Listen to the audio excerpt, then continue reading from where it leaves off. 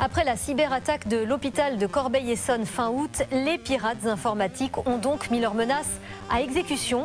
Ils ont commencé à divulguer des données de patients, de personnel, de partenaires, puisque l'établissement a refusé de payer une rançon. Le risque, c'est maintenant que ces informations médicales ou administratives ne servent à monter d'autres arnaques. Emmanuel Michel, Brieux-Gorchy et Marion Vigreux.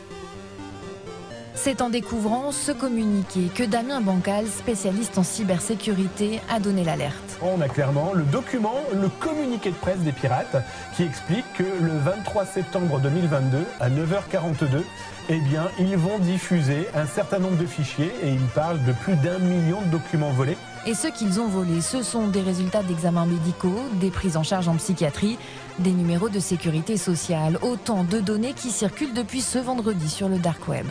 Dans un communiqué publié aujourd'hui, voici ce que déclare l'hôpital.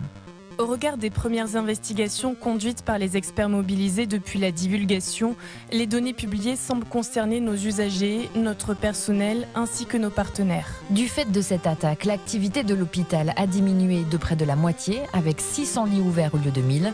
Les dossiers se font en version papier et les patients les plus à risque sont transférés dans les établissements voisins. Jean-Michel et Pascaline sont eux suivis ici et la situation les préoccupe. Ça peut avoir des impacts très négatifs et c'est surtout par rapport aux données dans nos cartes vitales et tout. Vous avez peur d'être arnaqué en fait derrière? Ouais. Oui, bon, pas.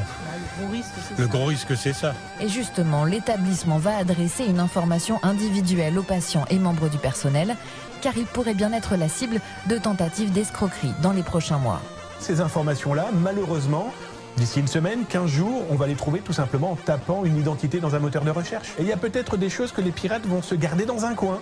Pourquoi? Parce qu'ils vont vouloir lancer d'autres cyberattaques contre des partenaires, voire peut-être contre des patients importants.